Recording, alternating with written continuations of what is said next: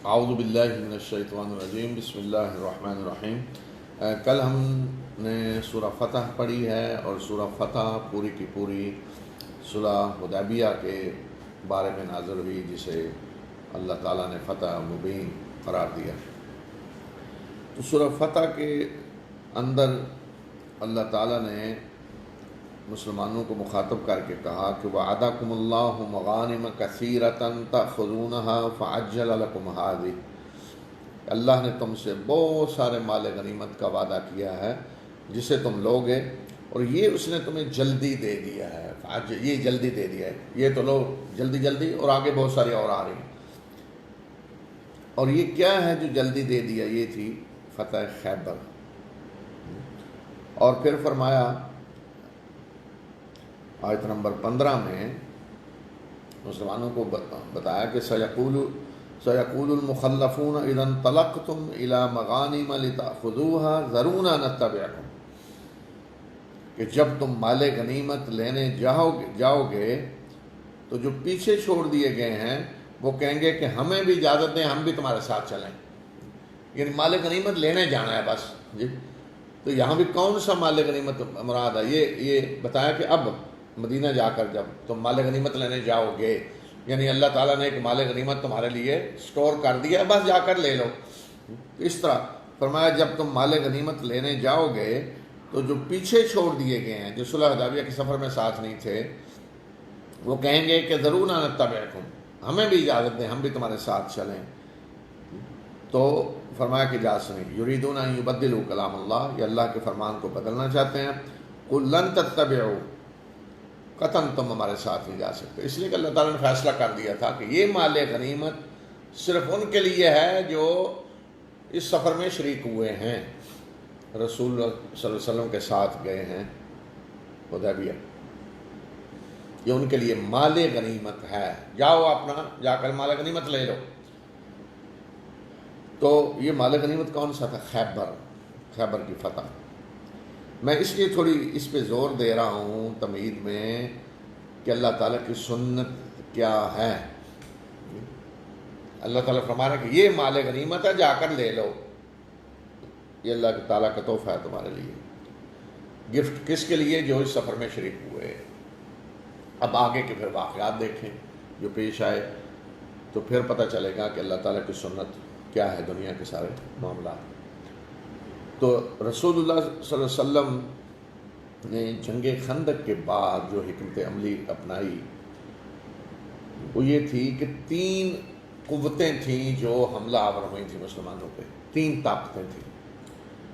ایک تھے قریش، دوسرے تھے بنو غطفان، اور تیسرے تھے یہودی جو خیبر سے آئے تھے، بنو نذیر خاص طور پہ، اور یہود کے دیگر قبائل ان کے سردار، اور اندر سے بنو قریظہ بھی مل گئے تھے مدینہ کے اندر سے۔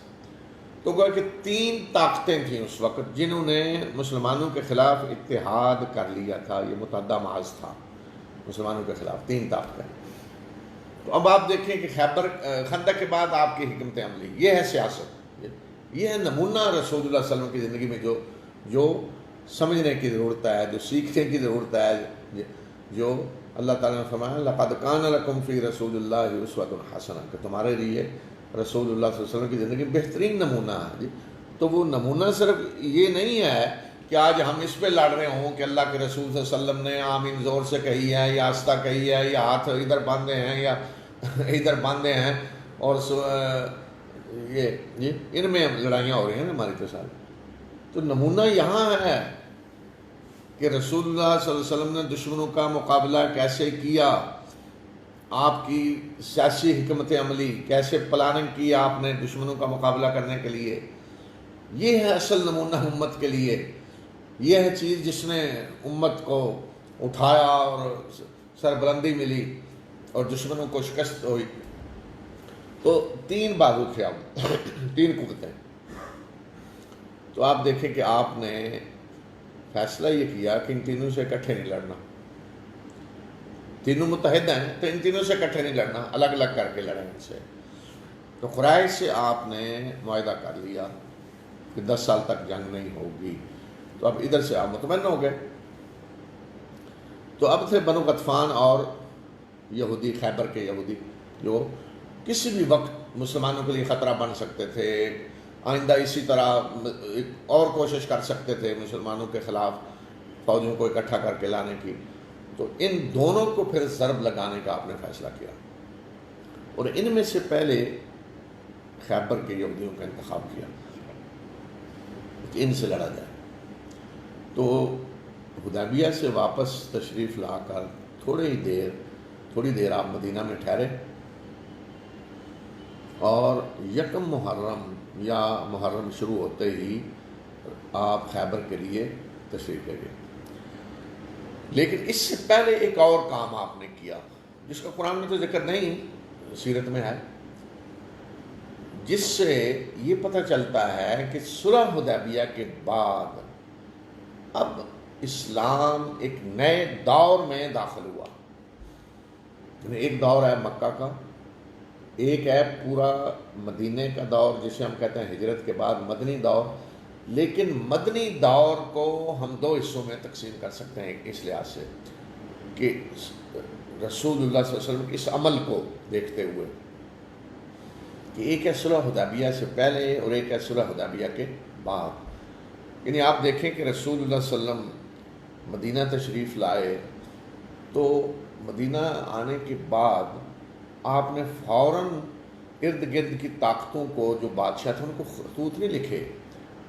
آپ نے سب سے پہلے اپنے معاملات صحیح کیے کہاں، جو ارد گرد لوگ تھے، مدینہ کے ارد گرد قبائل، ان سے معاہدے کیے، جو سرکش تھے ان سے جنگیں کیں۔ پھر علاقائی طاقتیں جو ہیں ان سے آپ کی جنگیں ہوئیں، قریش ہیں، یہودی ہیں، دوسرے قبائل ہیں، بنو غطفان، دیگر قبائل، ادھر آپ کی ساری توجہ تھی۔ لیکن اب یہ تو موجود تھے، خیبر کے یہودی بھی موجود تھے، ابھی جنگ ان سے نہیں ہوئی، غطفان والے بھی موجود ہیں، قریش سے صلح ہو چکی ہے۔ لیکن صلح حدیبیہ کے بعد آپ نے ایک نئے دور کا آغاز کیا، نیا کام ایک آپ نے کیا جو پہلے نہیں کیا تھا۔ وہ کیا تھا کہ اس وقت کی جتنی طاقتیں تھیں موجود، باقاعدہ حکومتیں، بادشاہتیں بڑی بڑی، ان سب کو آپ نے خطوط لکھے۔ کب لکھے؟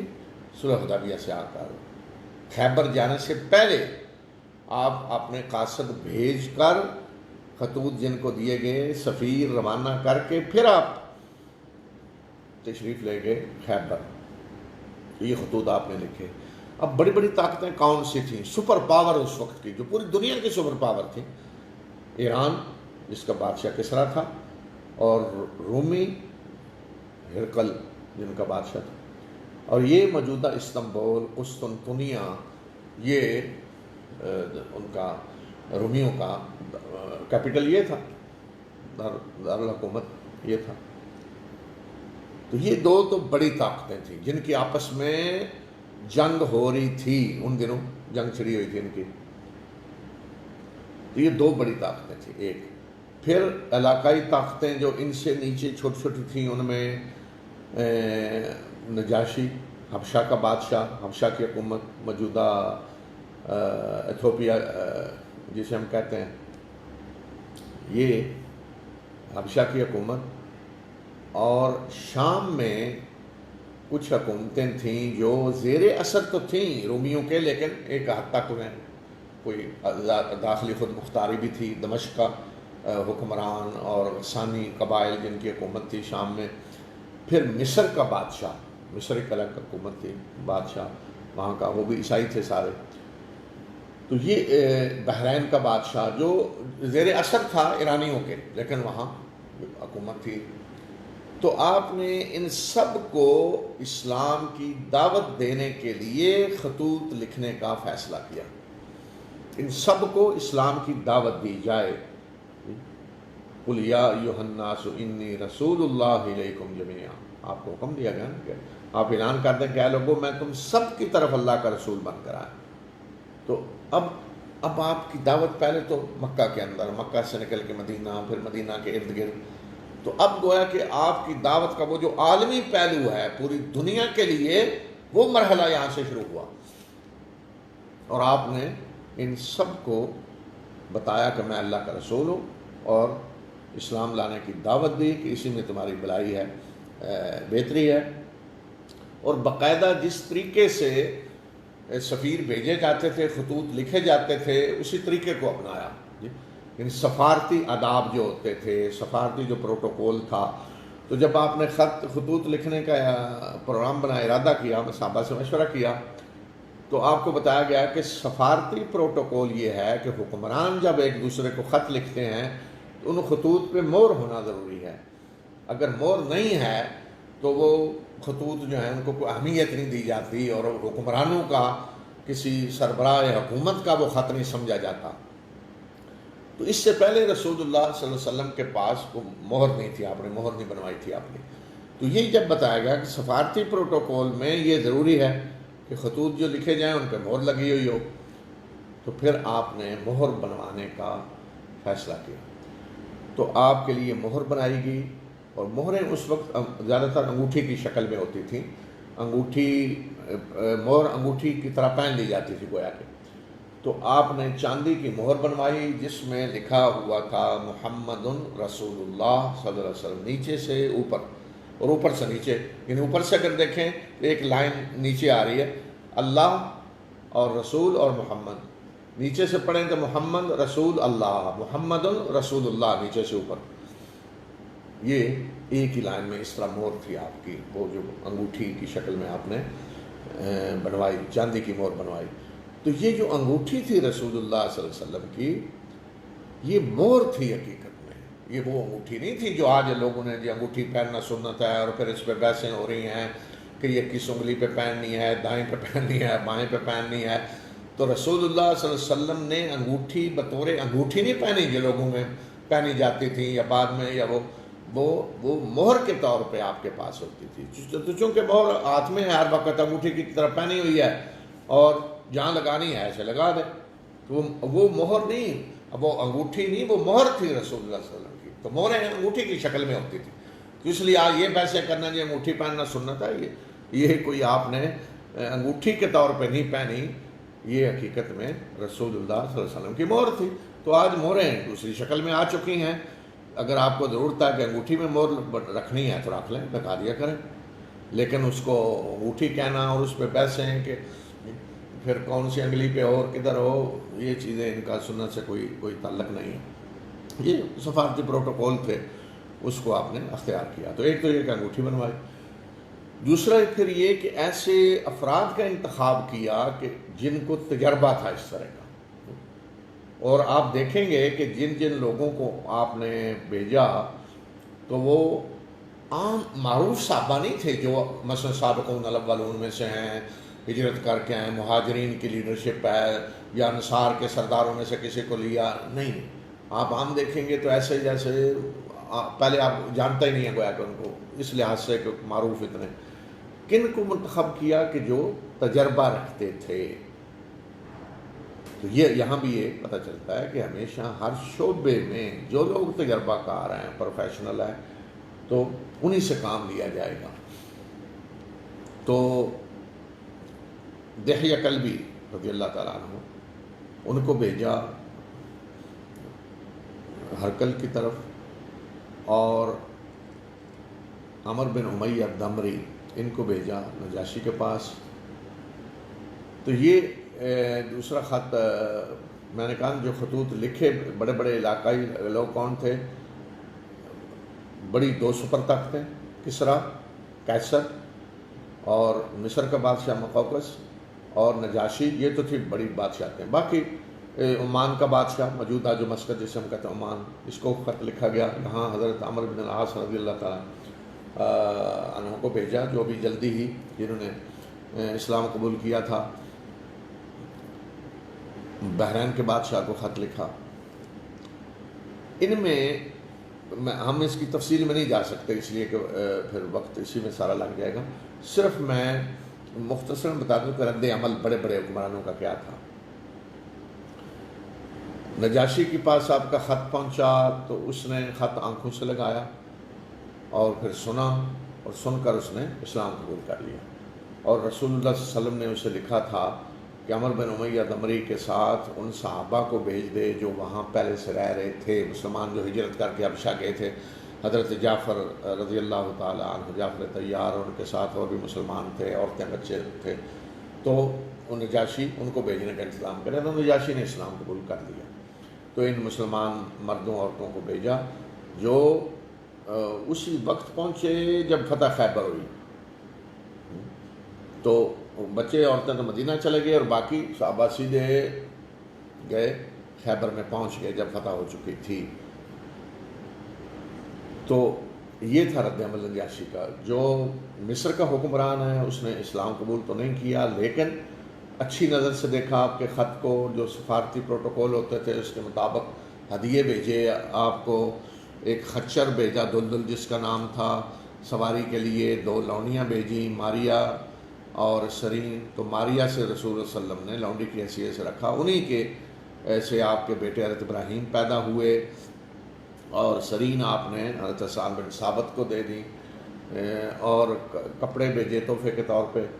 تو یہ رد عمل تھا مصر کے بادشاہ کا۔ ہرقل جو ہے اس نے بھی اچھی نظر سے دیکھا خط کو، لیکن ظاہر ہے وہ اتنی سپر پاور کا حکمران تھا تو اسے خدشے کا اظہار بھی تھا، اس نے کیا کہ اگر یہ اللہ کے رسول ہیں تو جہاں میں بیٹھا ہوں یہاں تک ان کی حکومت آئے گی، اور اس وقت وہ شام آیا ہوا تھا، تو ایک قریش کا تجارتی قافلہ گیا ہوا تھا جس میں ابو سفیان تھا، تو اس نے ابھی بلایا اور ابو سفیان سے کچھ سوالات بھی کیے، گفتگو بھی کی جو سیرت کی کتابوں میں موجود ہے، اور اس نے کہہ دیا کہ اگر یہ اللہ کے رسول ہیں تو یہاں تک ان کی حکومت آئے گی۔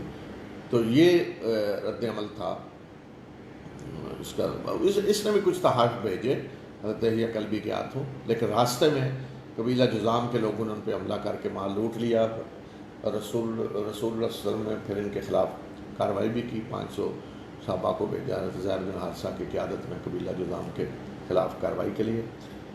اور بحرین کا جو حکمران تھا اس نے کہا جی میرے ہاں کچھ لوگوں نے اسلام قبول کر لیا ہے، کچھ رکے ہوئے ہیں، میرے ہاں یہودی بھی ہیں، مجوسی بھی ہیں، تو اس نے بھی گویا کہ اسلام قبول کر لیا۔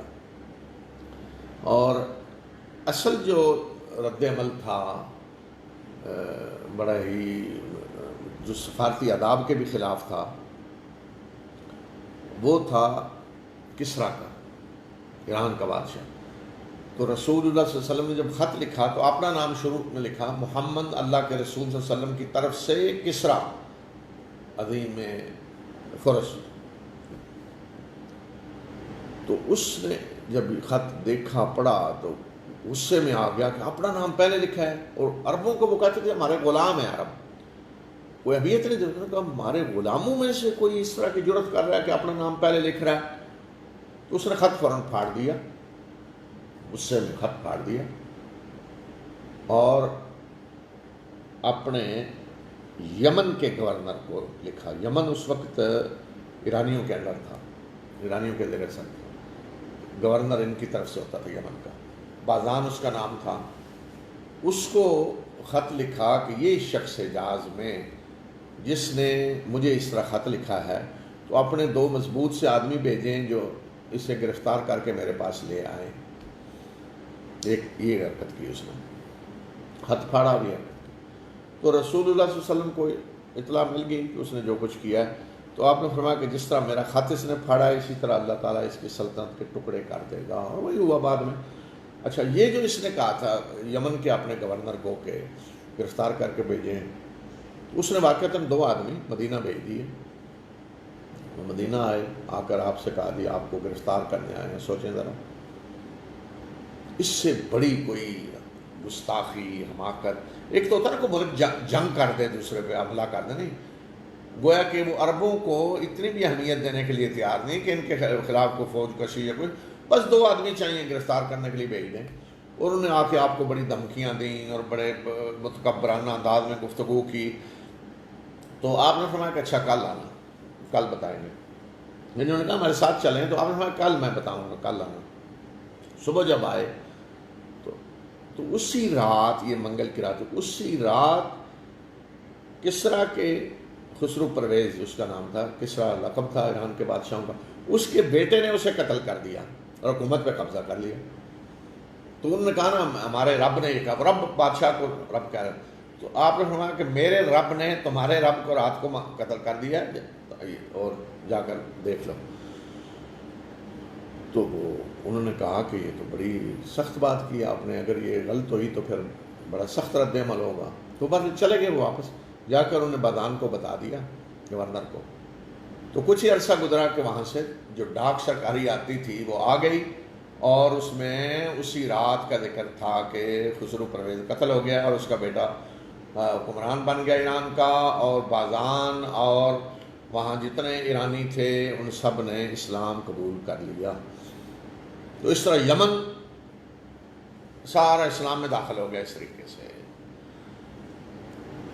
اس کے خط پھاڑنے اور دھمکی دینے کا نتیجہ جو نکلا کہ انہوں نے اسلام قبول کر لیا۔ تو یہ ادھر ایران پہ اثر یہ ہوا، اور ادھر اس نے متکبرانہ طریقے سے جو کچھ کیا وہ بعد میں وہی انجام ہوا اس کی سلطنت کا جو رسول اللہ صلی اللہ علیہ وسلم نے بتایا تھا۔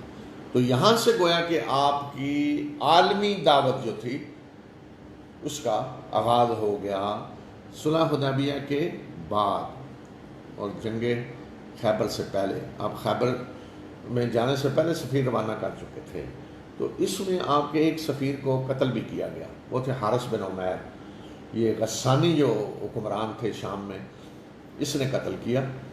تو اس کا بدلہ لینے کے لیے پھر آپ نے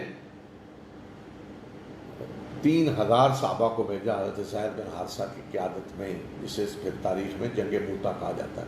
یعنی کہیں ایسا نہیں ہوا کہ کسی نے آپ کے سفیر کو قتل کیا ہے، لوٹا ہے، کوئی آپ کے مسلمانوں کے خلاف کوئی کسی نے کوئی نقصان پہنچانے کی کوشش کی ہے، کوئی حملہ کیا ہے یا حملے کا ارادہ کیا تو آپ نے اسے چھوڑ دیا ہو، کارروائی نہ کی ہو۔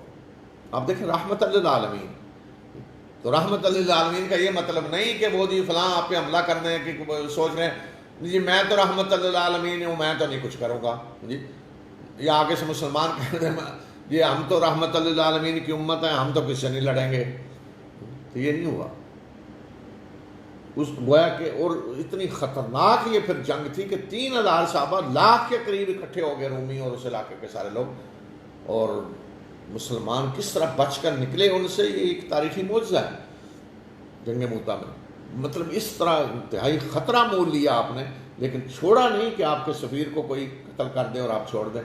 حضرت میں نے ابھی ذکر کیا دہیہ کہ لوٹا تھا مال انہوں نے، ان کے پاس جو تحائف لے کر آ رہے تھے وہ لوٹ لیے قبیلہ جذام نے، تو آپ نے فوراً 500 صحابہ کو بھیجا ان کے خلاف کارروائی کرنے کے لیے، اور وہ ان کے بھاگ گئے اور ان کے اونٹ بکریاں لے آئے، بعد میں معافی مانگی انہوں نے آ کر توبہ کی، اس لیے کہ ان کے ساتھ معاہدہ تھا، تو پھر آپ نے ان کو چھوڑا۔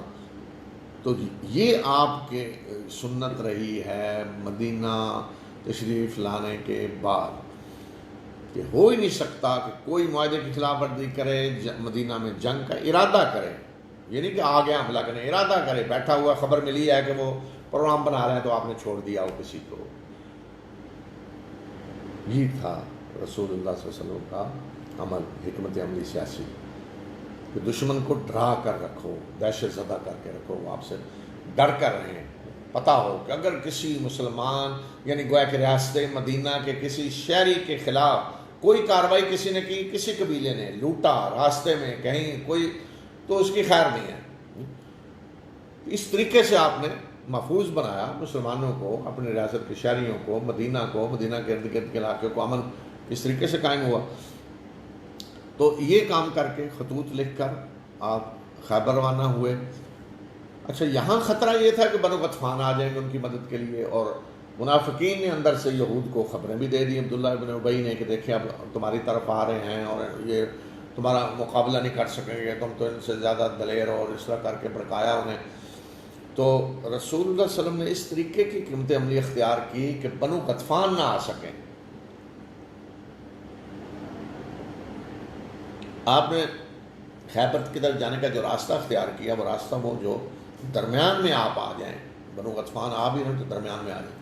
تو بنو غطفان کو بلایا قریش نے، اس لیے کہ ان کے حلیف تھے، مدد کے لیے بلایا، لیکن بنو غطفان جب آگے آئے تو انہیں راستے میں کچھ ایسے لگا، افواہ پھیلی کہ پیچھے سے مسلمانوں نے حملہ کر دیا ان کے بیوی بچوں پہ، کیونکہ اسی راستے سے رسول اللہ صلی اللہ علیہ وسلم جا رہے تھے جو درمیان میں آ رہا تھا، تو وہ واپس پلٹ گئے، یہ نہ ہو کہ ہمارے بیوی بچوں کو کسی نے مسلمان مار دے گا، تو اس طرح وہ ان کی مدد نہ کر سکے۔ تو آپ خیبر پہنچے، اور صرف وہی مسلمان ساتھ تھے جو صلح حدیبیہ کے سفر میں شریک ہوئے تھے۔ تو وہاں یہودیوں کے 8 قلعے تھے مضبوط، ایک نہیں 8 قلعے، اور زبردست جنگ وہاں لڑنی پڑی، ایک ایک قلعے پہ سخت ترین جنگ لڑنی پڑی، اور قلعے بھی پہاڑیوں کے اوپر تھے، اندر سارے انتظامات تھے، خوراک کا انتظام، پانی کا انتظام، سب کچھ تھا۔ تو اتنی سخت جنگ لڑنی پڑی، 16 صحابہ شہید ہوئے، اور اسی جنگ میں، جنگ خیبر میں، رسول اللہ صلی اللہ علیہ وسلم نے فرمایا کہ آج میں جھنڈا ایک ایسے شخص کو دوں گا کہ جس سے اللہ اور اللہ کے رسول محبت کرتے ہیں، اور جو اللہ اور اللہ کے رسول سے محبت کرتا ہے۔ آپ نے صبح میں جھنڈا دوں گا، ساری رات صحابہ سوچتے رہے یہ جھنڈا کس کو ملے گا، ہر ایک کی تمنا شاید میں ہوں، اور شاید میں ہوں، اس طرح ساری رات صحابہ نے گزاری۔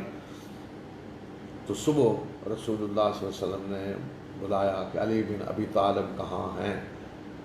تو صحابہ نے کہا جی ان کی تو آنکھیں خراب ہیں۔ تو آپ نے لائیں، حضرت علی آئے، ان کو بلا کے لایا گیا، تو آپ نے آنکھوں میں اپنا لعاب مبارک لگایا، تو آنکھیں سے ٹھیک ہو گئی جیسے کچھ تھا ہی نہیں، اور آپ نے انہیں جھنڈا دیا کہ جائیں اللہ کے راستے میں لڑیں، انہیں اسلام کی دعوت دیں، اگر نہ قبول کریں تو لڑیں۔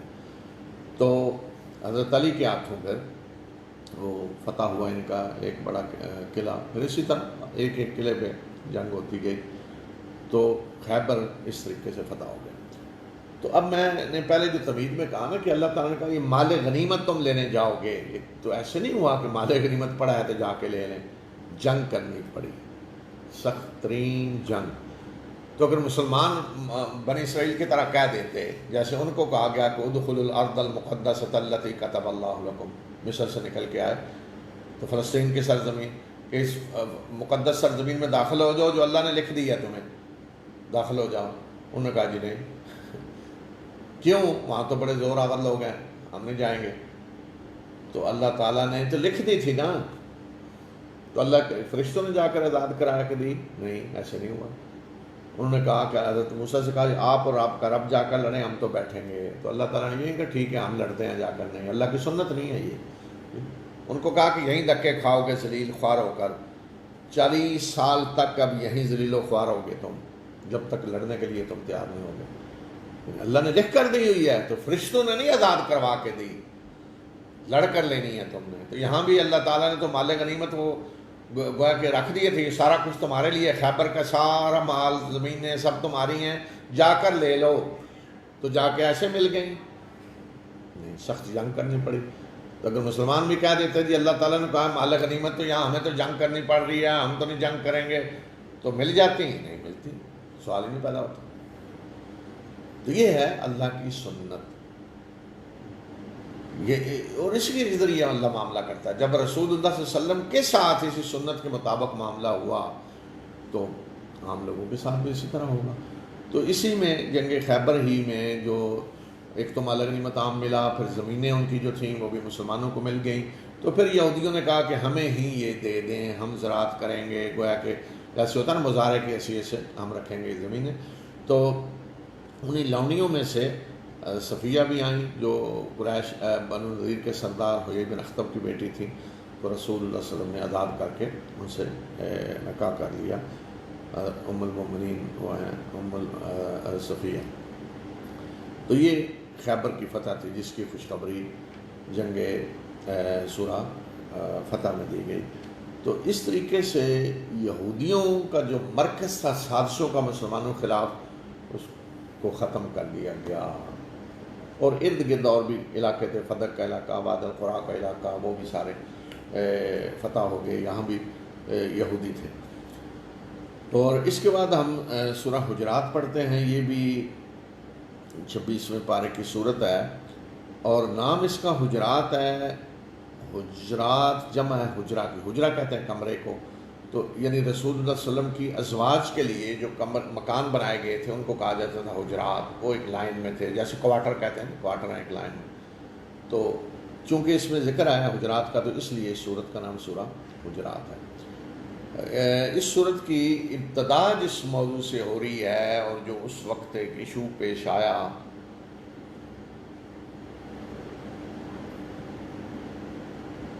وہ یہ تھا کہ کچھ لوگوں نے اسلام قبول کر لیا جنگ کے بغیر، کچھ قبائل نے. تو وہ گویا کہ اس طرح کا انداز اپناتے کہ گویا کہ احسان کیا ہے انہوں نے مسلمانوں پہ، اللہ کے رسول پہ، اسلام قبول کر کے. اور جب وہ مدینہ آتے ان کے سردار تو وہ چاہتے جی انہیں اسپیشل پروٹوکول ملے اور رسول اللہ صلی اللہ علیہ وسلم باہر آئیں ان کے استقبال کے لیے اور ملنے آئیں تو بس ذرا بھی دیر نہ لگے. تو یہ کچھ چیزیں پیش آئیں تو جس کے بارے میں پھر یہ صورت نازل ہوئی، اور اس میں پھر مسلمانوں کو اہم ہدایات دی گئیں. ان کے بہت سارے جو داخلی معاملات ہیں مسلمان کا مسلمان سے تعلق اور اخلاق و کردار ان کا کیسا ہونا چاہیے، اخلاقی برائیاں بہت ساری جو ہیں ان کے بارے میں خبردار کیا گیا، جس سے تعلقات خراب ہوتے ہیں اور جس سے دشمنیاں اور عداوت اور نفرت عموماً پیدا ہوتی ہے. اس طرح کی اخلاقی برائیوں کے بارے میں بھی بتایا گیا، خبردار کیا گیا، ان سے روکا گیا. تو ابتدا ہو رہی ہے بسم اللہ الرحمن الرحیم، یا ایھا الذین آمنوا لا تقدموا بین یدی اللہ ورسولہ واتقوا اللہ ان اللہ سمیع علیم. اے لوگوں جو ایمان لائے ہو، اللہ اور اللہ کے رسول سے آگے نہ بڑھو اور اللہ سے ڈرو، بے شک اللہ سننے والا جاننے والا ہے. آگے نہ بڑھ کے پیش قدمی کرو. یہ جو لوگ تھے نا، تو یہ جب مدینہ آتے تو ایک تو میں نے کہا چاہتے جی خاص انہیں پروٹوکول ملے، دوسرا جب رسول اللہ صلی اللہ علیہ وسلم کی مجلس میں بیٹھتے یا ملتے تو اس طرح گفتگو کرتے جیسے یہ مشورے دے رہے ہیں اللہ کے رسول کو، یہ کہہ رہے ہیں جی ایسے کریں ایسے کریں، یعنی ان کی مانی جائے، یہ آگے بڑھ کے باتیں کر رہے ہیں.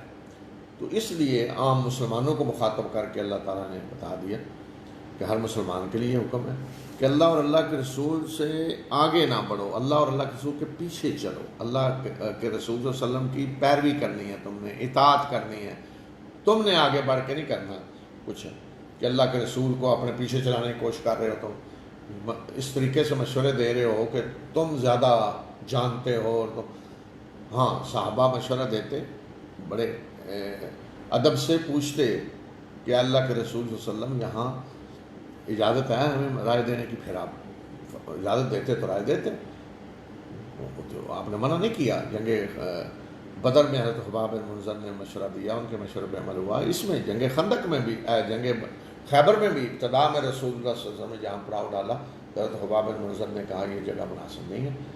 ان کے مشورے پہ رسول اللہ صلی اللہ علیہ وسلم نے جگہ بدلی، لیکن ان کا انداز اور ہوتا تھا. تو اس لیے بتا دیا کہ اللہ اور اللہ کے رسول سے آگے نہ بڑھو کہ تم زیادہ جانتے ہو، یہ نہیں ہونا چاہیے، پیچھے چلنا ہے. تم کوئی یہ نہ سمجھ لے کہ میں اللہ کے رسول سے زیادہ جانتا ہوں، میں اللہ کے رسول سے زیادہ عقل مند ہوں، میں اللہ، تو ختم، ایمان تو ختم ہو جائے گا.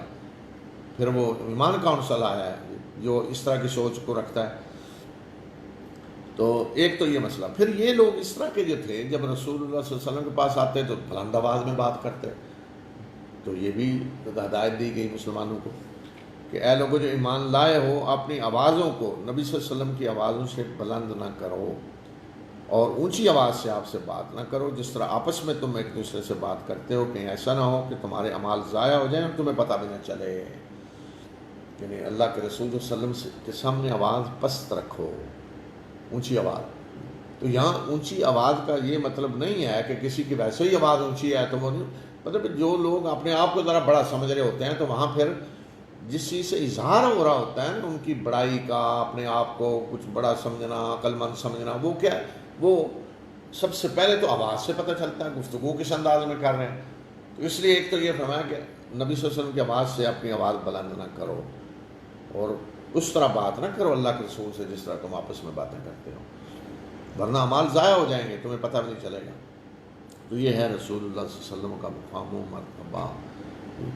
تو جہاں یہ کہا جا رہا ہے کہ اللہ کے رسول صلی اللہ علیہ وسلم کے سامنے اونچی آواز میں بات بھی نہ کرو اور اگر کی تو اعمال ضائع ہو جائیں گے، تو پھر یہ کیسے ہو سکتا ہے کہ کوئی اللہ کے رسول صلی اللہ علیہ وسلم کی شریعت، آپ کے لائے ہوئے دین جو ہے، اس میں وہ کہہ رہا ہو جی یہ صحیح نہیں ہے اور یہ زمانے کے مطابق نہیں ہے اور یہ پرانے دور، اس دور میں تو یہ ہے گویا کہ ہم زیادہ سمجھدار ہیں اور پرانے دور کی باتیں ان کو سمجھ رہا ہو، تو پھر دیکھ لیں کہ وہ ایمان کی میں کہاں کھڑا ہوگا ایسا شخص۔ بے شک وہ لوگ جو اللہ کے رسول کے ہاں اپنی آوازیں پست رکھتے ہیں، یہی وہ لوگ ہیں کہ جن کے دلوں کو اللہ نے تقویٰ کے لیے چن لیا ہے، ان کے لیے مغفرت اور اجر عظیم ہے۔ بے شک وہ لوگ جو آپ کو حجروں کے باہر سے آوازیں دیتے ہیں، ان میں سے اکثر جانتے نہیں، عقل سے کام نہیں لیتے، اور اگر یہ لوگ صبر کرتے یہاں تک کہ آپ خود نکل کر ان کے پاس آ جاتے تو یہ ان کے لیے بہتر تھا، اور اللہ بخشنے والا اور مہربان ہے۔ تو میں نے کہا نا، اس طرح کے قبائل جو احسان جتلاتے تھے کہ ہم نے اسلام قبول کیا، تو ان کے سردار جب آتے تو وہ رسول اللہ صلی اللہ علیہ وسلم کو باہر سے آواز دیتے کھڑے ہو کر آپ کے گھر کے باہر۔ تو حالانکہ اللہ کے رسول صلی اللہ علیہ وسلم تو 5 وقت مسجد میں آ رہے ہیں، مسلمانوں کو مل رہے ہیں، نماز پڑھا رہے ہیں۔ تو فرض کریں اگر ایک شخص ظہر کے بعد آیا ہے تو عصر کے وقت رسول اللہ صلی اللہ علیہ وسلم تشریف لے آئیں گے، آپ انتظار کر لیں اور مل لیں گے۔ عصر کے بعد آئے ہیں تو مغرب میں آپ آ جائیں گے، مغرب کے بعد آئے ہیں تو شام میں آ جائیں گے، اور رات کو آئیں تو فجر میں آپ مل لیں گے، فجر کے بعد آئیں ظہر میں آپ سے ملاقات ہو جائے گی۔ تو انتظار کرنا چاہیے تھا انہیں، لیکن یہ لوگ آئے اور فوراً جا کے آوازیں دینے شروع کر دی، نبی صلی اللہ علیہ وسلم کو باہر کھڑے ہو کر کے آئے ہیں، ہمارے پاس آئے ہیں، ملے ہمیں۔ تو یہ بات اللہ تعالیٰ نے پسند نہیں کی کہ اس طریقے سے اللہ کے رسول صلی اللہ علیہ وسلم کو آوازیں دی جائیں باہر کھڑے ہو کر۔ تو یہ فرمایا کہ جو اس طرح آپ کو کمروں کے باہر سے آوازیں دیتے ہیں، ان میں سے اکثر عقل سے کام نہیں لے رہے، اور اگر یہ صبر کرتے جب آپ خود تشریف لے آتے باہر، اتنی دیر انتظار کرتے کہ اللہ کے رسول صلی اللہ علیہ وسلم جب تشریف لائیں گے باہر تو مل لیں گے، یہی ہونا چاہیے، لیکن انہوں نے صبر نہیں کیا، آوازیں دینی شروع کر دی، تو اس پہ اللہ نے گرفت کی۔ پھر ایک اور واقعہ پیش آیا، اور یہ اس طرح کے حالات میں آتے ہیں واقعات اس طرح کے، کہ میں نے بتایا کہ اللہ کے رسول صلی اللہ علیہ وسلم کو جب اطلاع ملتی کہ کوئی قبیلہ جنگ کا ارادہ کر رہا ہے، تو قبل اس کے کہ وہ کچھ کریں آپ خود پہنچ جاتے تھے ان کے سر پہ۔ تو آپ نے ایک صحابی کو بھیجا ایک قبیلے کے پاس جو اسلام قبول کر چکا تھا، زکوٰۃ وصول کرنے کے لیے۔ تو انہوں نے آ کر کہا جی نہیں، میں جب گیا تو وہ تو حملہ کرنے کے لیے تیار ہو گیا، آگے سے آ رہے تھے، تو اس کا مطلب ہے انہوں نے عہد توڑ دیا ہے، اور تو رسول اللہ صلی اللہ علیہ وسلم نے ان کے خلاف جنگ کا ارادہ کر لیا۔ اور اس قبیلے کو جب پتہ چلا کہ رسول اللہ صلی اللہ علیہ وسلم نے جنگ کا ارادہ کر لیا ہے، تو ان کے سردار دوڑے آئے اور آ کر عرض کی کہ اے اللہ کے رسول صلی اللہ علیہ وسلم، ہمیں یہ اطلاع ملی ہے۔ تو آپ نے بتایا کہ اس طرح تم نے کیا؟ انہوں نے کہا جی آپ کے آدمی سفیر زکوٰۃ وصول کرنے کے لیے بھیجا، وہ تو پائے نہیں ہے، ہمارے یہاں پہنچا ہی نہیں ہے۔ تو اس طرح بچاؤ ہو گیا، ورنہ آپ حملہ کر دیتے ان پہ۔ تو پھر اس طرح ایک ہدایت یہ دی گئی مسلمانوں کو کہ اے لوگوں جو ایمان لائے ہو، اگر تمہارے پاس کوئی فاسق شخص کوئی اہم خبر لے کر آئے تو اچھی طرح اس کی تحقیق کر لو، کہیں ایسا نہ ہو کہ تم کسی قوم کے خلاف نادانی میں، لا علمی میں کوئی کارروائی کر بیٹھو اور پھر تم اپنے کیے پہ نادم ہو، کوئی کارروائی کر بیٹھو بعد میں ندامت ہو کہ یہ ہم کیا کر بیٹھے ہیں۔ تو اگر کوئی شخص خبر لائے تو فتبینوا، اچھی طرح تحقیق کر لو۔ کہا کہ فاسق شخص اگر کوئی خبر لائے، مطلب اگر تو کوئی ایسا شخص ہے کہ جس کے بارے میں یقین ہے کہ یہ کوئی کسی طرح بھی اس پہ کوئی خواہش غالب نہیں آ سکتی، کچھ اس طرح کا آدمی ہے، تو پھر تو ٹھیک ہے۔ لیکن اگر ایسا آدمی کہ جس کے ابھی اخلاق و کردار کا کوئی پتہ نہیں، اس طرح کا ہو سکتا ہے، غلط رپورٹ بھی دے سکتا ہے، کچھ اور کر سکتا ہے، تو دوسرے طریقے سے اس کی تحقیق کر لو، کراس چیک کر لو، کہیں ایسا نہ ہو کہ ایسی اطلاع دی جا رہی ہو کہ جس میں کسی نے اپنی خواہش کو شامل کر لیا ہو یا کوئی اور مقاصد ہوں اس طرح کی رپورٹ دینے کے، تو یہ نہ ہو کہ ایسی رپورٹ پہ تم کارروائی کر بیٹھو۔ تو اسی میں دیکھیں آج کل ہوتی ہیں جو صحافی بھی بعض ایسی خبریں دے دیتے ہیں کہ جس کی بنیاد پہ حکومت کوئی کارروائی کر بیٹھے، تو تحقیق ہونی چاہیے، یا انٹیلیجنس ایجنسیاں کوئی ایسی رپورٹ دے رہی ہیں تو وہاں بھی تحقیق ہونی چاہیے کوئی بڑی کارروائی کرنے سے پہلے۔ تمہیں پتہ ہونا چاہیے کہ تمہارے درمیان اللہ کے رسول موجود ہیں، اور اگر وہ بہت سارے معاملات میں تمہاری بات مانیں گے تو تم خود مصیبت میں پڑ جاؤ گے، مشقت میں پڑ جاؤ گے، مگر اللہ نے تمہارے لیے ایمان کو پسند کیا، محبوب بنایا، اور اسے تمہارے دلوں میں مزین کیا، اور تمہارے لیے کفر اور فسوق کو ناپسند کیا، کفر اور فسوق اور نافرمانی کو ناپسند کیا، تو یہی لوگ راہ راست پہ ہیں، ہدایت یافتہ ہیں۔ یہ اللہ کی طرف سے فضل اور نعمت ہے، اور اللہ جاننے والا اور دانا ہے۔ تو یہ فرمایا کہ اللہ نے تمہارے لیے ایمان کو محبوب بنایا، کفر و فسوق کو ناپسند کیا، تمہارے لیے ناپسندیدہ بنایا۔ تو اب یہ نہیں ہونا چاہیے کہ اس طرح کی کوئی کارروائی ہو۔ پھر مسلمانوں کی آپس کی اگر کوئی لڑائی ہوتی ہے، مسلمانوں کے دو گروہ، دو قبیلے آپس میں لڑتے ہیں، تو اس میں دوسروں کو کیا کرنا چاہیے؟ مسلمانوں کے اجتماعی نظام کو کیا کرنا چاہیے؟ آج کے اسلام ہے کہ یہ کہیں کہ حکومت کیا کرے، اس میں دوسرے مسلمان کیا کریں، کس کا ساتھ دیں، کس کے ساتھ کھڑے ہوں۔ تو یہ بڑا اہم ایک دین کا ضابطہ ہے جو بتایا گیا ہے۔ اور اگر مومنوں کی دو جماعتیں یعنی دو قبیلے، دو گروہ آپس میں لڑ پڑیں تو ان کے درمیان صلح کراؤ، اور اگر ان میں سے ایک دوسرے کے خلاف بغاوت کرے، سرکشی کرے، تو جو سرکشی کر رہا ہے اس سے لڑو یہاں تک کہ وہ اللہ کے فیصلے کی طرف پلٹ آئے، یعنی بات چیت کے ذریعے مسئلہ حل کرنے کے لیے تیار ہو جائے، صلح کے لیے تیار ہو جائے۔ یعنی فرض کریں کہ دو آپس کی لڑائی ہے اور ایک سرکشی کر رہا ہے، وہ صلح کی بات بھی سننے کے لیے تیار نہیں ہے، وہ کہتا ہے میں تو لڑوں گا، تو پھر اس کے خلاف لڑو یہاں تک کہ وہ صلح کے لیے تیار ہو جائے، اللہ کا فیصلہ ماننے کے لیے تیار ہو جائے۔ فَإِنْ فَاءَتْ فَأَصْلِحُوا بَيْنَهُمَا بِالْعَدْلِ وَاقْسِطُوا، اور اگر وہ پلٹ آئے، صلح کے لیے تیار ہو جائے، تو ان کے درمیان عدل کے ساتھ، عدل و انصاف کے ساتھ صلح کراؤ، انصاف کرو، بے شک اللہ انصاف کرنے والوں کو پسند کرتا ہے۔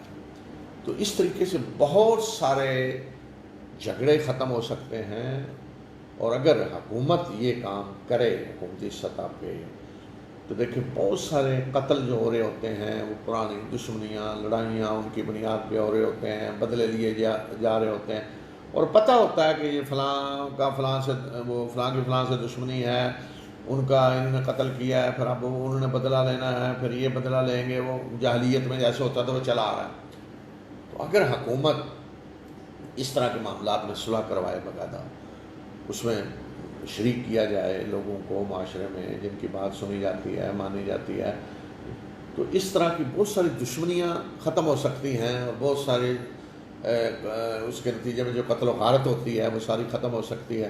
تو یہ کام حکومت کے کرنے کا ہے، اور پھر مسلمان معاشرے کو آگے بڑھنا چاہیے اس کے لیے کہ جہاں بھی اس طرح کی چیزیں ان کو ختم کرایا جائے، جس کے نتیجے میں معاشرے میں قتل و غارت ہوتی ہے، بد امنی ہوتی ہے۔ تو یہ حکومت کے کرنے کا کام ہے۔ انتظار نہ کیا جائے کہ فلاں نے بدلہ لینا ہے، وہ جب قتل کریں گے تو پھر جی اس کو گرفتار کر کے لے آئیں گے، پھر وہ کریں گے تو ان کو پکڑ کے لے آئیں گے، جو آج کل ہو رہا ہے تماشا۔ اور اس کے بعد عدالتوں میں اس طرح کے کیسوں کی بھرمار ہے، اور وکیل جو ہیں وہ بھی کہتے ہیں جی بس ہوتا رہے، یہ کام ظاہر ہے ان کا تو جتنے زیادہ قتل ہوں گے فیصد زیادہ ملیں گے۔ تو یہ فرمایا کہ یہ چیزیں جو ہیں نا یہ ہونے سے پہلے روکی جائیں۔ بے شک مسلمان ایک دوسرے کے بھائی ہیں، تو اپنے بھائیوں کے درمیان صلح کراؤ اور اللہ سے ڈرو تاکہ تم پہ رحم کیا جائے۔ اس کے بعد جو اخلاقی برائیاں ہیں جس کی وجہ سے نفرتیں پیدا ہوتی ہیں اور لڑائیاں پیدا ہوتی ہیں، دوریاں پیدا ہوتی ہیں، ان سے روکا ہے۔ اے ایمان لانے والو، تم میں سے کوئی قوم کسی دوسرے کا مذاق نہ اڑائے، ہو سکتا ہے کہ وہ ان سے بہتر ہوں، اور نہ عورتیں عورتوں کا مذاق اڑائیں، ہو سکتا ہے کہ وہ ان سے بہتر ہوں، اور نہ ایک دوسرے کو الزام دو، اور نہ برے القاب سے ایک دوسرے کو پکارو۔ ایمان کے بعد فسوق میں نام پیدا کرنا انتہائی برا ہے، اور جس نے توبہ نہیں کی تو یہی لوگ ظالم ہیں۔ تو ایک تو روکا کہ کسی کا مذاق نہ اڑائیں، لا یسخر قوم من قوم، کوئی لوگ، یہاں مرد مراد ہیں اس لیے کہ عورتوں کا آگے الگ آ گیا ہے، تو اگر عورتوں کا الگ نہ آتا تو پھر عورتیں مرد سارے شامل ہیں اس میں، کہ کسی کا مذاق نہ اڑائیں. اچھا مذاق کیوں اڑاتا ہے آدمی؟ جب دوسرے کو گھٹیا سمجھتا ہے، حقیر سمجھتا ہے کسی بھی لحاظ سے. کوئی ممکن ہے اپنے آپ کو سمجھ رہا ہو کہ میں بڑے قبیلے کا ہوں، دوسرے کا مذاق اڑا رہا ہے، یا میں زیادہ امیر ہوں، دوسرا غریب ہے، اس کا مذاق اڑا رہا ہے. میں خوبصورت ہوں، خوبصورت نہیں ہے، مذاق اڑا رہا ہے. میرا رنگ گولا ہے، اس کا کالا ہے، مذاق اڑا رہا ہے. تو یہ ساری شکلیں جو ہوتی ہیں وہ بنیاد کیا ہے کہ آدمی اپنے آپ کو بڑا سمجھ رہا ہوتا ہے. تو اس لیے فرمایا کہ ایک دوسرے کا مذاق نہ اڑا. ہو سکتا ہے کہ جس کو تم کم تر سمجھ رہے ہو وہ تم سے بہتر ہو، یعنی اللہ کے ہاں وہ بہتر ہو تم سے. تو اصل چیز یہ ہے کہ آدمی یہ دیکھے کہ اللہ کے ہاں کون بہتر ہے. ضروری نہیں کہ جو آدمی دنیا میں مالدار ہے، بڑے قبیلے کا، اللہ کے ہاں بھی وہ بہتر، اللہ کو وہ پسند ہے. نہیں، ممکن ہے ایک غریب آدمی، ایک وہ جھونپڑی نشین جو ہے، جھونپڑی میں رہنے والا، وہ اللہ کے ہاں بڑے بڑے محلات میں رہنے والوں سے بہتر، اللہ کا محبوب ہو وہ. تو ہر وقت یہ سوچیں کہ دوسرا جو ہے وہ ممکن ہے مجھ سے بہتر ہو. تو یہ جب سوچ ہوگی تو پھر مذاق نہیں اڑائے گا آدمی. مذاق ہوتا ہی تب ہے جب آدمی اپنے آپ کو بڑا سمجھ رہا ہو.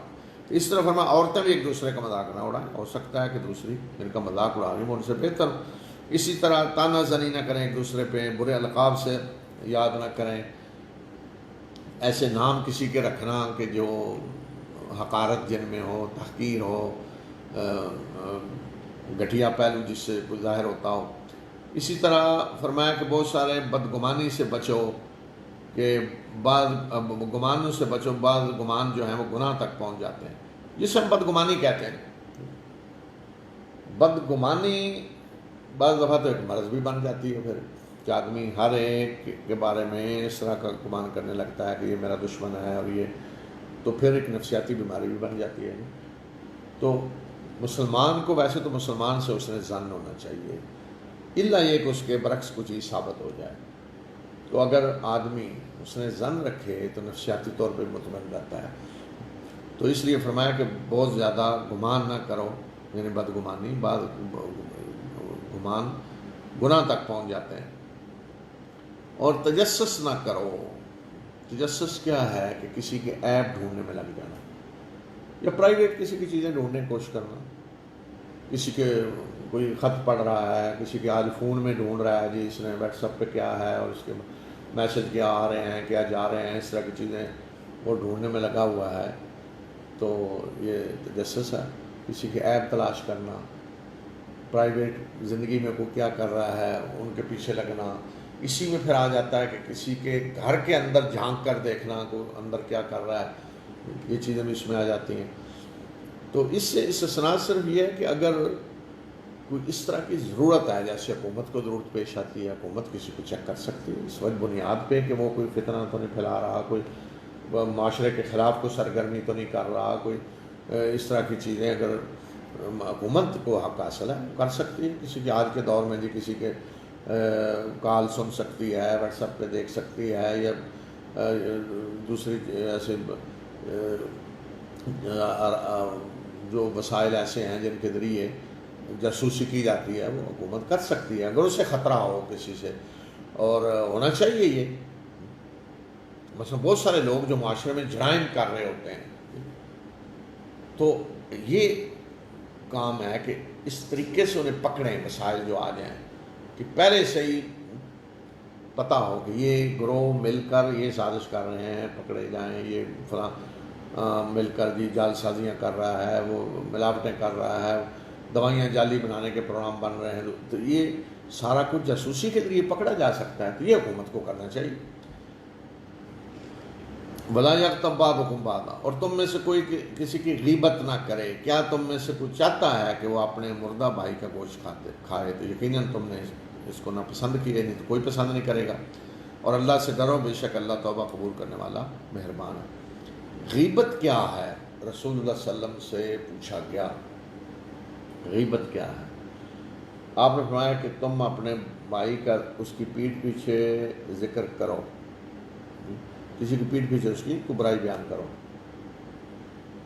تو صحابہ نے پوچھا کہ اگر وہ اس میں ہو، جو کچھ ہم کہہ رہے ہیں وہ ہو اس میں، تو آپ نے فرمایا یہی غیبت ہے. اگر نہیں ہے تو پھر تو بہتان ہے. کسی کے بارے میں ایسی بات پیٹھ پیچھے کر رہے جو اس میں ہے ہی نہیں، وہ بہتان ہے. ایسی بات جو ہے اور پیٹھ پیچھے کرو، یعنی سامنے کرو۔ بعض لوگ ہوتے ہیں کہ ان میں یہ جرت نہیں ہوتی کہ کسی کے سامنے بات کریں، پیچھے کرتے رہیں گے بھی جو اگر آپ سمجھ رہے ہیں کہ کسی کے اندر یہ برائی ہے تو دو طریقے ہیں۔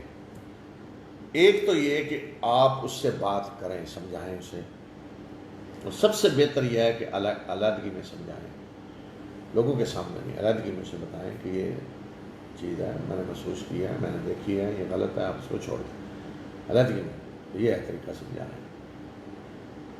اور اگر نہیں آدمی اس طرح منہ پہ کسی نے کر سکتا تو پھر پیٹھ پیچھے کوئی فائدہ نہیں ہے، کوئی نتیجہ نہیں نکلتا اس کا، سوائے اس کے کہ نفرتیں پیدا ہوں گے۔ البتہ بعض دفعہ ضرورت پڑتی ہے کہ بات اس طرح کی جائے کسی کے بارے میں، کہاں کہ جہاں اس کے اس طرز عمل سے کوئی نقصان پہنچ رہا ہو، سوسائٹی کو نقصان پہنچ رہا ہو، اور اس کو بیان کرنے سے وہ رک جائے، خبر اس تک پہنچے تو پتہ چلے، لوگوں کو پتہ چل گیا ہے، وہ رک جائے یا ڈر جائے کہ لوگوں کو پتہ ہے اور میں بدنام ہوں گا۔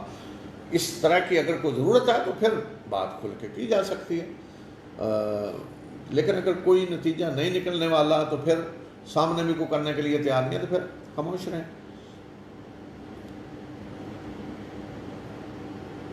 پھر اسی میں پیچھے جو بتایا نا کہ بہتر کون ہے اللہ کے ہاں، تو یہ بھی اصول اس صورت میں بتا دیا کہ جہاں تک تعلق ہے انسانی قبائل اور برادریاں اور خاندان، تو یہ اس چیز کی علامت نہیں ہے کہ کون بہتر ہے اور کون کمتر ہے، اور یہ تو دیکھیں اللہ تعالیٰ کا انتخاب ہے کہ اللہ نے جس کو جہاں چاہ پیدا کر دیا۔ انسان کی بہتری جو دیکھی جائے گی کون بہتر ہے اور اللہ کے ہاں درجہ جس سے ملے گا، وہ یہ ہے کہ انسان کا اپنا عمل کیا ہے۔ تو اب ہم میں سے کسی کا کوئی دخل ہے اس میں کہ وہ کون سے گھر میں پیدا ہوا؟ اس میں ہماری مرضی ہے، ہم نے کوئی محنت کر کے فلاں نے جی میں فلاں گھر میں بڑی محنت کر کے گیا پیدا ہوا اور فلاں، یہ تو اللہ نے جس کو چاہا وہ جہاں چاہ پیدا کر دیا، اللہ نے جس طرح کی چاہی شکل بنا دی، اللہ نے جو چاہ رنگ دے دیا، یہ تو اللہ کی طرف سے انتخاب ہے، اس لیے کہ دنیا امتحان کے لیے ہے۔ تو یہ اللہ تعالیٰ کا فیصلہ ہے کہ اس نے ہم سے کس جگہ امتحان لینا ہے، امتحان کے لیے اس نے ہمیں کون سی سیٹ پہ بٹھانا ہے۔ جیسے آپ دیکھتے ہیں کمرہ ہال ہے جس میں امتحان ہونا ہے، تو آپ کو ایک سیٹ الاٹ کر دی جاتی ہے، یہاں بیٹھ کے آپ نے امتحان دینا ہے۔ تو اسی طرح یہ تو اللہ نے سیٹیں الاٹ کی ہیں، کس جگہ بیٹھ کے تم نے امتحان دینا ہے، کس قبیلے میں پیدا ہوئے اللہ کا فیصلہ ہے، کون سی شکل و صورت دی اللہ کا فیصلہ ہے، کون سا رنگ اللہ کا فیصلہ ہے، اس میں ہمارا تو کوئی دخل نہیں ہے۔ تو پھر ہم ان بنیادوں پہ کیوں اپنی بڑائی کا یہ اظہار کریں اور اعلان جی ہم یہ ہیں، اس میں تمہارا کوئی دخل ہی نہیں۔ تو تم یہ بتاؤ کہ تم نے خود کیا کیا ہے، وہ ہے جو اللہ کے یہاں چیز کام آنے والی ہے۔ تو اس لیے اس چیز کی جڑ ہی کاٹ دی ہے اسلام نے، بالکل جو قبائلی عصبیتیں ہیں اور میں یہ ہوں، میرا قبیلہ، میرا خاندان، فلاں، جڑ اللہ تعالیٰ نے کاٹ دی۔ ہاں اگر خاندان قبیلے کی بھی بات کرنی ہے تو اس بنیاد پہ کریں کہ اگر خاندان قبیلے کا اللہ کے ہاں جو کام ہے، جو واقعی ان کی نیکیاں ہیں، اخلاق و کردار ہے، اس کی کوئی بات کر سکتے ہیں، لیکن صرف یہ کہ میں فلاں سے ہوں، فلاں قبیلہ بڑا ہے، فلاں، وہ جڑ کاٹ دی۔ تو یہاں دیکھیں یا ایھا الذین آمنوا میں کہا، یہاں یا ایھا الناس کہا ہے، اس لیے کہ مسئلہ صرف مسلمانوں کا نہیں، تمام انسانوں کا ہے۔ حالانکہ صورت مدنی ہے تو مدنی صورتوں میں دیکھ رہے ہیں اب خطاب یا ایھا الذین آمنوا، لیکن یہاں یا ایھا الناس کہا ہے، اے لوگو، سب لوگوں کو خبردار کر کے بتا دیا۔ انا خلقناکم من ذکر و انثی، ہم نے تمہیں ایک مرد اور عورت سے پیدا کیا، وہ کون ہے؟ آدم اور حوا۔ اور پھر اصل دیکھا جائے تو فرمایا ایک جان سے اللہ نے تمہیں پیدا کیا، وہ کون ہے؟ آدم۔ حوا کو بھی آدم سے پیدا کیا نا، تو آدم اور حوا، ایک مرد اور عورت سے ہم نے تمہیں پیدا کیا، تو لہذا سب ایک باپ کی اولاد ہے۔ اور ہم نے تمہارے قبیلے اور برادریاں بنائیں تاکہ ایک دوسرے کو پہچان سکو، تعارف کے لیے، فلاں فلاں قبیلہ ہے، فلاں برادری، مطلب ایک ہی نام کے دو آدمی ہوتے ہیں کسی جگہ محلے میں، وہ کون ہے جی، اس سال برادری لگا دیں، پتہ چل جاتا ہے فلاں برادری ہے، فلاں قبیلہ ہے، وہ ورنہ تعارف نہیں پہچان نہیں ہوتی بعض دفعہ. تو اس لیے فرمایا کہ جہاں تک یہ قبیلے اور یعنی قومیں اور برادریاں، شعوب کہتے ہیں قوموں کو، پورے بڑی بڑی قومیں، اور آگے قبیلے جو بنتے ہیں، برادریاں، تو یہ سارے فرمایا تعارف کے لیے ہیں. ان کی بنیادوں پہ کوئی بڑا چھوٹا اللہ کے ہاں کوئی معزز اور کمتر نہیں ہے، یہ تو پہچان کے لیے ہیں صرف. ان اکرمکم عند اللہ اتقاکم، تم میں سے اللہ کے ہاں عزت والا کون ہے؟ جو سب سے زیادہ اللہ سے ڈرنے والا ہے. ان اکرمکم عند اللہ اتقاکم، اللہ کے ہاں کون ہے بڑا؟ جو سب سے زیادہ ڈرنے والا ہے. اور اب یہ کہ سب سے زیادہ ڈرنے والا کون ہے، یہ تو اللہ جانتا ہے. کون کتنا متقی ہے یہ تو اللہ جانتا ہے نا. فلا تزکوا انفسکم، اللہ تعالیٰ کہ اپنے آپ کو بڑا پاک بات نہ بیان کرو. وَأَعْلَمُ بِمَنِ اتَّقَىٰ، اللہ اچھی طرح جانتا ہے کون ہے متقی، اللہ جانتا ہے. تو اپنے کو بیان یہ ہوں میں نہیں، آپ نہ اپنے پاکی کے اعلان کرتے پھریں نہیں. وَأَعْلَمُ بِمَنِ اتَّقَىٰ، تو یہ اصول اللہ تعالیٰ نے بتا دیا. اور فرمایا ان اللہ علیم خبیر، اللہ جاننے والا اور خبر رکھنے والا. اور یہی اعلان اللہ کے رسول صلی اللہ علیہ وسلم نے حجۃ الوداع کے موقع پہ کیا. اس وقت یہی اعلان آپ نے کیا کہ کلکم من آدم و آدم من تراب لا فضل لعربی علی عجمی ولا لعجمی علی عربی الا بالتقوی، کہ کوئی عربی کو عجمی پہ کوئی فضیلت نہیں اور عجمی کو عربی پہ کوئی فضیلت نہیں الا یہ کہ تقوی ہو. اور تم سب آدم کی اولاد ہو اور آدم مٹی سے پیدا کیے گئے ہیں، لہٰذا سب کا کیا بیس کیا ہے، کہاں سے بنے ہیں؟ سب مٹی سے. لہٰذا کو کہنے شیطان کی طرح اس نے کہا نا آدم مٹی سے، یعنی مجھے آگ سے پیدا کیا گیا. تو آج کوئی اٹھ کے کہے جی آدم تو مٹی سے ہے، میں سونے سے بنا ہوں اور میں فلاں مٹیریل میری وہ ہے، ہمارے قبیلہ کا مٹی سے نہیں، ہمارا قبیلہ تو فلاں مٹیریل سے بنا ہے. تو جی اس طرح کی کوئی بات تو ہے نہیں، سب مٹی سے ہیں. تو کس بنیاد پہ فخر ہے؟ کیا بنیاد ہے کہ کوئی اپنے آپ کو بڑا سمجھ رہا ہے اور دوسرے کو گھٹیا سمجھ رہا ہے؟ کیوں؟ تو اس لیے فرمایا کہ اللہ کے ہاں جو عزت ہے اس کی بنیاد کیا ہے؟ تقوی. جو میرٹ اللہ کے ہاں ہے وہ تقوی ہے. ایمان بھی نہیں کہا کہ ایمان اس لیے کہ ایمان تو ایک دعویٰ ہے نا، آدمی کو کہتا ہے جی میں ایمان لایا، میں مسلمان ہوں، لیکن اس کا پتہ کیسے چلتا ہے کہ کون مومن ہے حقیقت میں؟ وہ تو تقویٰ سے پتہ چلے گا نا کون متقی ہے. پھر اس کے بعد جو بدو قبائل اپنے احسان کا اظہار کرتے، احسان جتلاتے اور کہتے جی ہم نے اسلام کو قبول کیا، ان کے بارے میں ہے گفتگو.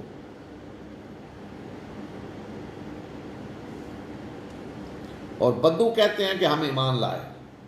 کہہ دیجئے کہ تم ایمان نہیں لائے، بلکہ کہو کہ ہم نے اطاعت قبول کر لی ہے اور ابھی تک ایمان تمہارے دلوں میں داخل نہیں ہوا. اور اگر تم اللہ اور اس کے رسول کی اطاعت کرو گے تو اللہ تمہارے اعمال میں سے کوئی کمی نہیں کرے گا، یعنی اجر دینے میں کوئی کمی نہیں کرے گا، بے شک وہ بخشنے والا مہربان ہے. تو قبائل جو آ کر احسان جتلاتے ہیں نا کہ ہم ایمان لائے ہیں، تو پہلے تو فرمایا کہ تم یہ نہ کہو کہ ایمان لائے ہیں، تم کہو ولیکن قولوا اسلمنا، ہم نے اسلام قبول کیا. تو یہاں ایمان اور اسلام میں قرآن نے فرق کیا ہے. تو یہ کیا فرق ہے؟ دیکھیں، ایمان کہتے ہیں کسی چیز کو دل سے اس طرح ماننا، اس پہ یقین ہونا کہ رتی برابر کوئی شک نہ ہو اس میں، کہ جو کچھ سمجھتے ہیں وہ اس میں کوئی شک نہ ہو. ایسا مثلا فرض کریں کہ آج تمام لوگ کوئی انپڑھ ہے، پڑھا ہوا ہے جو بھی، تو جسے ہم کہتے ہیں جی زہر، سینکھیا، تو کیا ہے؟ ہر ایک جانتا ہے کہ سینکھیا زہر کھانے سے بندہ مر جاتا ہے. کسی نے زہر دیکھا؟ میں نے تو نہیں دیکھا. آپ پوچھا جائے تو 99% وہ ہوں گے جنہوں نے زندگی میں کبھی نہیں دیکھا، بلکہ 100% شاید ہو، اللہ یہ کہ استغفر اللہ کسی نے کوئی کسی کو زہر دینے کی کوشش کی ہو تو کہیں دیکھا ہو، ورنہ 100% ممکن ہے کہیں کہ 99.9 کر لیں گے جنہوں نے کبھی نہیں دیکھا. لیکن آج اگر کسی بڑی وی آئی پی کو دعوت ہو کسی 7 اسٹار ہوٹل میں اور کوئی فون کر دے جس میں زہر ملا ہوا ہے تو کوئی کھا لے گا؟ پیسے بھی دیں تو کوئی نہیں کھا گا. کیوں؟ وہ ایمان ہے. نہ ہم نے زہر دیکھا، نہ کبھی تجربہ کیا، نہ کچھ، لیکن ایمان ہے کہ زہر سے موت واقع ہو جاتی ہے. یہ ہے یقین. ایسی جو کسی کے بارے میں یقین ہوتا ہے اس کو کہتے ہیں ایمان. اور اسلام کیا ہے؟ اسلام کا معنی یہ ہے کہ اپنے آپ کو کسی کے حوالے کر دینا. صحیح تصویر اس کی یہ دیکھیں نا کہ جب کوئی فوج ہتھیار ڈال دیتی ہے نا کسی کے آگے تو وہ ایک سپاہی اشارہ کرتا ہے ادھر چل پڑے ادھر چل پڑے، ہاتھ اٹھا کے کھڑے ہیں، کسی کے سپرد کر دیا، اطاعت کر لی کسی کی. جو وہ کہہ رہا ہے وہ کریں گے ظاہری طور پہ. اندر کیا ہے وہ نہیں. ظاہری طور پہ اندر تو ممکن ہے نفرت ہو نا جس کے سامنے ہتھیار ڈالے ہیں، لیکن اس کا آرڈر مانا جا رہا ہے نا، جو وہ کہہ رہا ہے کر رہے ہیں. ظاہری اطاعت ہے. یہ اسلام یہ ہے، اطاعت ظاہری. کسی کے حوالے اپنے آپ کو کر دیں، اس کی جو کہے وہ کریں، یہ ہے ظاہری. اب اصلاً فطرتاً یہ ہوتا ہے کہ جو اندر ہے اس کے مطابق ظاہری عمل بھی ہوتا ہے.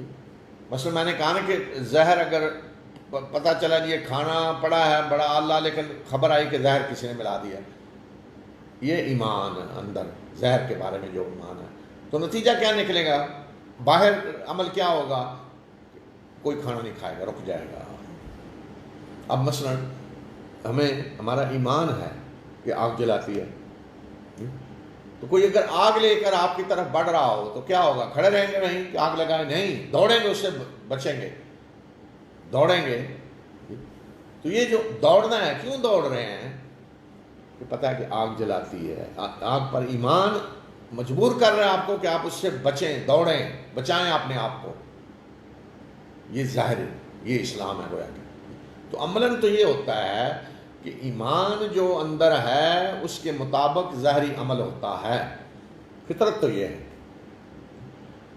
لیکن بعض دفعہ یہ ہوتا ہے کہ بندہ کسی کو دھوکہ دینے کے لیے ظاہری عمل کچھ کر رہا ہوتا ہے، وہ اندر نہیں ہوتا کچھ. ظاہری عمل ایکٹنگ کر دیتا ہے کوئی کسی کو بیوقوف بنانے کے لیے، بس اندر نہیں ہے کچھ. یہ ہو جاتا ہے بعض دفعہ. لیکن اگر اندر ہے ایمان تو لازماً نتیجہ نکلے گا. اب دیکھیں ایک بچے کے سامنے آپ آگ کا انگارہ رکھ دیں، جسے پتہ نہیں ابھی تک تجربہ نہیں اس نے کیا آگ کیا ہوتی ہے. آگ کا انگارہ رکھ دیں، سونا رکھ دیں ادھر، وہ ممکن آگ کا انگارہ اٹھا لیں. کیوں؟ اس کو بھی پتہ ہی نہیں آگ جلاتی ہے، تو آگ پکڑ لے گا. لیکن جب کسی بچے کو پتہ چل جائے آگ جلاتی ہے تو آگ رکھیں اور رکھیں تو قریب جائے گا، پکڑے گا، اس کو سوال ہی نہیں پیدا ہوتا. اس کا ایمان جو آگ کے بارے میں وہ اسے روک دے گا. تو اس طرح جس چیز کے بارے میں جو آپ کا ایمان ہے یہ چیز کیا کرتی، کیا نتیجہ نکلتا ہے، اسی کے مطابق آپ کا ریئیکشن ہوگا اس کے بارے میں، اسی کے مطابق آپ کا ایک عمل ہوگا، رد عمل ہوگا اس کے بارے میں. مثلا آج فرض کریں کہ اللہ تعالیٰ محفوظ رکھے سب کو اس شر سے بچائے کہ اب تو میرا خیال ہے اکثر لوگوں کو سمجھ آ چکی ہوگی کہ کرونا ایک بڑی خطرناک بیماری ہے، ایک بہت بڑا شر ہے، خطرناک چیز ہے. ورنہ شروع میں تو لوگ کئی ماننے کے لیے تیار نہیں جی کرونا ونا کو نہیں، ایسے ہی افواہیں پھیلا رہے ہیں، کر رہے ہیں. اب جو کچھ ہو رہا ہے ہندوستان میں دیکھ لیں اور ادھر بھی دیکھ لیں جو نتائج آ رہے ہیں، اس طرح لوگ اس کے نتیجے میں جی موت کے منہ میں جا رہے ہیں. تو اب تو میرا خیال ہے کوئی شک نہیں ہے، اب تو ایمان ہو گیا نا، ایمان کہ یہ زندگی کے لیے خطرناک ہے، انسان کے لیے تباہ کن ہے. تو اب اگر کسی کو پتہ چل جائے کہ یہ آدمی جو ہے نا یہ کھڑا ہے، اس کا پازیٹیو ہے، رزلٹ ٹیسٹ کرا ہے پازیٹیو ہے، تو کوئی اس کے قریب جائے گا سلام لینے کے لیے؟ کوئی اس کو بٹھا کے ساتھ کھانا کھلائے گا، آئیں بیٹھیں، بلکہ پیسے بھی دیں نا، وہ آئیں میرے ساتھ آ کے ذرا بیٹھ کے ڈنر کریں، تو کہیں گے نہیں ہم نے نہیں آنا. کیوں؟ وہ ایمان ہے آپ کا. یہ کرونا خطرناک ہے، میری موت واقع ہو سکتی ہے اگر یہ وائرس آ گیا. تو یہ عمل آپ کا ظاہری کیا ہوگا؟ اور ممکن ہے ایسا شخص اگر پیچھے بھی بھاگ رہا ہو نا سلام لینے کے، وہ آئے نا سلام لینے، تو آدمی بھاگے گا آگے، پیچھے پیچھے بھاگ رہا ہے، وہ کہے کہ میں سلام تو لو، نہیں وہ آگے بھاگ رہا ہے. یہ ریئیکشن آپ کا کیوں ہے؟ وہ ایمان ہے کرونا پر جی کہ کیا ہے چیز. لیکن اگر ابھی تک وہ ہے آدمی ایسا جو ابھی بھی اسی پرانی جاہلیت میں ہے کہ نہیں یہ کرونا سے کچھ نہیں ہوتا، اس کا کوئی ایمان نہیں، تو وہ پتہ چلے جی یہ کرونا کے مریض ہیں، وہ جا کے ہاتھ ملاتا رہے، اس کا ایمان ہے ہی نہیں کہ کرونا کو نقصان دے. یہ فرق ایمان اور اسلام. تو اب اصل فطرت کا طریقہ تو یہ ہے کہ آدمی ایمان لائے اللہ پہ، یقین کہ اللہ کائنات کا رب ہے، میرا رب ہے، کائنات اسی نے پیدا کی ہے، ساری کائنات کا نظام وہ چلا رہا ہے، وہی الہ حقیقی ہے. پھر آخرت پر ایمان ہو، اسی طرح یقین کا مرنے کے بعد اٹھنا ہے اور اللہ کے سامنے پیش ہونا ہے، محمد صلی اللہ علیہ وسلم اللہ کے رسول ہیں، یقین ہو اس پہ پورا، قرآن اللہ کی کتاب ہے، یقین ہو. یہ ہے ایمان جو دل میں آئے گا. اب یہ جو ایمان دل میں آئے گا اس کا ظاہری عمل ہوگا نا. وہ ظاہری عمل کیا ہے؟ اسلام ہے. ظاہری عمل کیا ہوگا؟ جب مان لیا کہ اللہ میرا رب ہے تو اس کا حکم مانے، میرے رب کی یہ صفات ہیں، وہ سنتا ہے، جانتا ہے، کوئی چیز اس سے چھپی ہوئی نہیں ہے، پھر اللہ سے ڈرے آدمی. جب مان لیا کہ محمد صلی اللہ علیہ وسلم اللہ کے رسول ہیں تو آپ کی اطاعت کریں، ظاہر یہی ہونا چاہیے نا. تو یہ ہے اندر ایمان آئے گا پہلے، پھر باہر اسلام آئے گا. تو اس لیے جو ایمان کے ارکان ہیں وہ کیا ہیں؟ اللہ پر ایمان، آخرت پر ایمان، اللہ کے رسولوں پر ایمان، فرشتوں پر ایمان، کتابوں پر ایمان، تقدیر پر ایمان. یہ 6، یا تقدیر کو بعض دفعہ اللہ پر ایمان ہی کے اندر بھی شامل کر دیتے ہیں، لیکن یہ 6 ارکان ہیں ایمان کے. ان سب چیزوں پہ ایمان لانا ضروری ہے. اگر ان میں سے کسی ایک پہ بھی ایمان نہ ہو تو باقی چیزوں پہ ایمان کا کوئی اثر نہیں نکلتا. یہ 6 چیزیں جن پر ایمان لانا ضروری ہے، ایمان کے ارکان ہیں. اچھا، لیکن اسلام کے ارکان کیا ہیں؟ اعلان کرنا اشہد ان لا الہ الا اللہ و اشہد ان محمدن رسول اللہ، کہ میں گواہی دیتا ہوں کہ اللہ کے سوا کوئی معبود حقیقی نہیں، اور میں گواہی دیتا ہوں کہ محمد صلی اللہ علیہ وسلم اللہ کے رسول ہیں، زبان سے. تو ہونا تو یہ چاہیے نا، پہلے یہ دل میں آئے ایمان اور پھر زبان سے اعلان ہو. یہ اسلام ہے. دل میں جب آ گیا، دل نے مان لیا کہ اللہ میرا رب ہے اور محمد صلی اللہ علیہ وسلم اللہ کے رسول ہیں، اللہ کے سوا کوئی معبود حقیقی نہیں، دل میں آ گیا تو وہ ایمان ہے. اب اس کا جب آپ نے اعلان کیا زبان سے تو وہ اسلام ہے. اسلام کا پہلا رکن ہے. دوسرا نماز، تیسرا زکوٰۃ، چوتھا رمضان کے روزے، پانچواں حج. یہ ہیں اسلام کے ارکان. یعنی یہ بڑی بڑی چیزیں جن پر ایک ایمان لانے والے نے لازمی عمل کرنا ہے. جو دل میں ہے اس کا اعلان کرے زبان سے، الا یہ کہ کہیں موت کا خطرہ ہے، مار دے گا کوئی، زبان سے اعلان کیا تو ٹھیک ہے، دل میں ہے ایمان، زبان سے اعلان نہیں کیا اس نے. تو یہ ہے ایمان اور یہ ہے اسلام. تو ہونا چاہیے پہلے ایمان آئے پھر اسلام آئے گا آگے. لیکن میں نے کہا کہ بعض دفعہ یہ ہوتا ہے کہ آدمی ایکٹنگ کرتا ہے ظاہری کسی مفاد کے لیے. اعلان مثلا اس کے اندر ایمان نہیں ہے، اس نے ظاہراً اعلان کر دیا کہ میں گواہی دیتا ہوں کہ اللہ کے سوا کوئی معبود نہیں، اور میں گواہی دیتا ہوں کہ محمد صلی اللہ علیہ وسلم اللہ کے رسول ہے. اس نے زبان سے اپنے کسی مفاد کے لیے اعلان کر دیا، موت کے ڈر سے، کسی نقصان سے بچنے کے لیے، یا فائدہ حاصل کرنے کے لیے. زیادہ تر تو فائدہ حاصل کرنے کے لیے ہوتا ہے، یہ کر دیا، اندر نہیں ہے. تو ایسے شخص کو ہم مسلمان کہیں گے. ہمارے سامنے اس نے اسلام کا اعلان کر دیا ہے، پھر ہمارے سامنے نمازیں بھی پڑھنے لگا ہے، روزے بھی رکھنے لگا مثلا، تو ہم کہیں گے یہ اسلام میں داخل ہو گیا ہے، ہم اسے مسلمان مانیں گے. لیکن کیا حقیقت میں مومن ہے یہ نہیں، یہ اللہ جانتا ہے. یہ فیصلے ہم نے نہیں کرنے. دل میں کیا ہے یہ اللہ کے پاس ہے، وہ جانتا ہے دلوں کا حال. ایمان دل میں ہے، اسلام ظاہری ہے. تو اب یہ بدو جو تھے ان کے اندر ایمان نہیں تھا. جو فطری راستہ ہے نا وہ نہیں تھا کہ ایمان آیا اور پھر اوپر سے کلمہ پڑھ رہے ہیں اور نمازیں پڑھ رہے ہیں. نہیں، اندر ایمان نہیں تھا. اپنے مفاد کے لیے انہوں نے اعلان کر دیا اسلام کا، اور نمازیں پڑھنے لگے اور زکاتیں دینے لگے. یہ تھا ظاہر. تو یہ اللہ تعالیٰ فرما رہے ہیں کہ یہ بدو کہہ رہے ہیں کہ ہم ایمان لے آئے ہیں. فرمائے نے کہہ رہے تم ایمان نہیں لائے، ایمان نہیں ہے دلوں میں. ولیکن قولوا اسلمنا، ہاں یہ کہو کہ ہم نے اطاعت قبول کر لی ہے. ظاہری طور پہ ہم نے اعلان کر دیا ہے اور نمازیں پڑھنے لگے ہیں، روزے رکھنے لگے ہیں یا زکوٰۃ دینے لگے ہیں، یہ ظاہری اطاعت کر لی ہے۔ وَلَمَّا يَدْخُلِ الْإِيمَانُ فِي قُلُوبِكُمْ، ابھی تک ایمان تمہارے دلوں میں داخل نہیں ہوئے، تمہارے دلوں میں داخل نہیں ہوا، اس لیے اس سے کیا پتہ چلتا ہے دلوں میں داخل نہیں ہوا ایمان، کہ ایمان دل میں ہوتا ہے۔ ابھی تک دلوں میں داخل نہیں ہوا، اس ابھی تک یہ جو کام ابھی تک، اس کا مطلب امید ہے ہو جائے گا، لیکن ابھی نہیں ہوا۔ یہ نہیں کہا دلوں میں داخل نہیں ہوا، اگر کہا جاتا ہے لم یدخل، کہ وہ بھی معنی وہی ہے، لیکن لما جب آتا ہے جس کا مطلب ابھی تک نہیں ہوا لیکن آگے ہو سکتا ہے۔ جیسے کوئی پوچھے نا فلاں آدمی آیا، آپ کہتے ہیں ایک تو ہے نا نہیں آیا تو ختم، بات آپ نے ختم کر دی، ایک یہ آپ کیا کہتے ہیں کہ ابھی تک نہیں آیا، یعنی امید رکھتے ہیں آپ آنے کی، انتظار کر رہے ہیں اس نے آنا۔ تو یہ فرمایا کہ ابھی تک ایمان تمہارے دلوں میں داخل نہیں ہوا، ہو جائے گا، امید ہے۔ اور فرمایا کہ اگر اطاعت کرو گے اللہ اور اللہ کے رسول کی تو تمہارے اعمال میں اللہ تعالیٰ کوئی کمی نہیں کرے گا۔ تو پھر بتایا کہ حقیقی مومن کون ہیں، تم تو اوپر سے کہہ رہے ہو نا، فرمایا حقیقی مومن کون ہے۔ حقیقی بے شک مومن تو وہ ہیں جو اللہ اور اس کے رسول صلی اللہ علیہ وسلم پر ایمان لائے، پھر انہوں نے کوئی شک نہیں کیا اس میں، اور انہوں نے اپنے مالوں اور جانوں سے اللہ کے راستے میں جہاد کیا، یہی لوگ سچے ہیں۔ سچے مومن یہ ہیں، ایمان لائے دل میں، اس میں کوئی شک نہیں، اور پھر جہاد کیا اپنے جانوں اور مالوں سے۔ تو گواہی اتنی بڑی انہوں نے دے دی کہ اندر ایمان ہے۔ جب آدمی جان قربان کرنے کے لیے تیار ہے تو اتنی بڑی گواہی، یعنی یہ مثلا ایمان ہے، تو میں نے کہا گواہی کیا ہے، کہ کوئی کہتا ہے جی اشہد اللہ الہ الا اللہ، میں گواہی دے رہا ہوں کہ اللہ کے سوا کوئی معبود حقیقی نہیں، تو ایک شخص آ کے اپنی جان دے رہا ہے اسلام کے لیے، اس کو اتنی بڑی گواہی، جو جان دے کے اس نے ثابت کر دیا کہ میں اس دین کو حق سمجھتا ہوں۔ تو اس لیے اللہ کے راستے میں جان دینے والے کو کیا کہا گیا؟ شہید۔ تو شہید کا معنی کیا ہوتا ہے؟ گواہ، یعنی اس نے گواہی دی ہے بہت بڑی، سب سے بڑی گواہی۔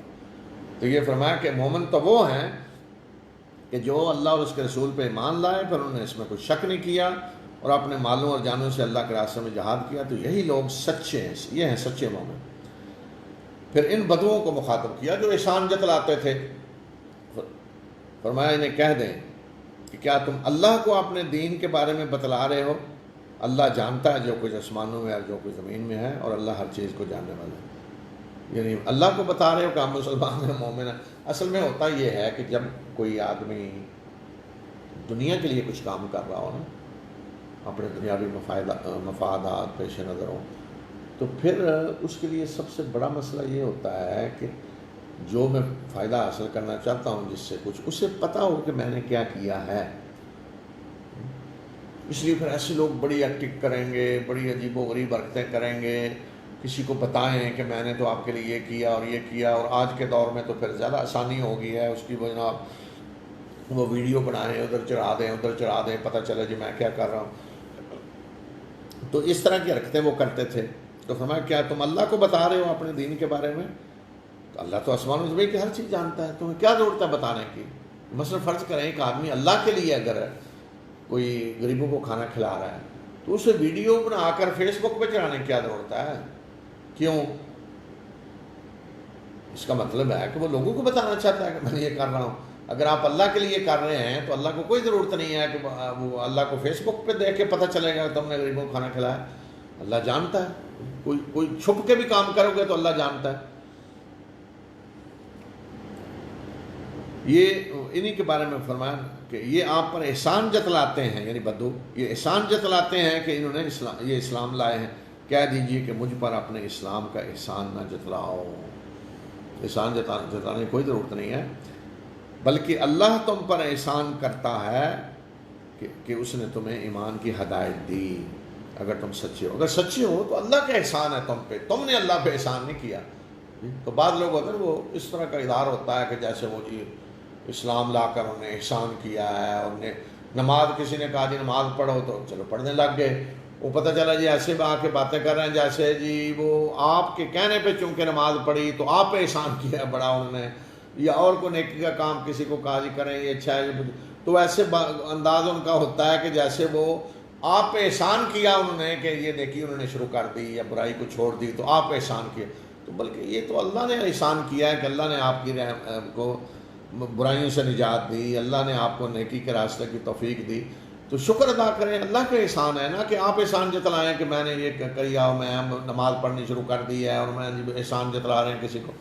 یہ فرمایا کہ یہ احسان جتلاتے ہیں، اسلام ان نے قبول کیا، کہہ دیجیے کہ مجھ پہ اپنے اسلام کا احسان نہ جتلاؤ، بلکہ اللہ تم پہ احسان کرتا ہے کہ اس نے ایمان کی طرف رہنمائی کی اگر سچے ہو۔ بے شک اللہ جانتا ہے آسمانوں اور زمین کے غیب کو، اور جو کچھ تم کرتے ہو اللہ اسے دیکھ رہا ہے۔ وآخر دعوانا الحمدللہ رب العالمین۔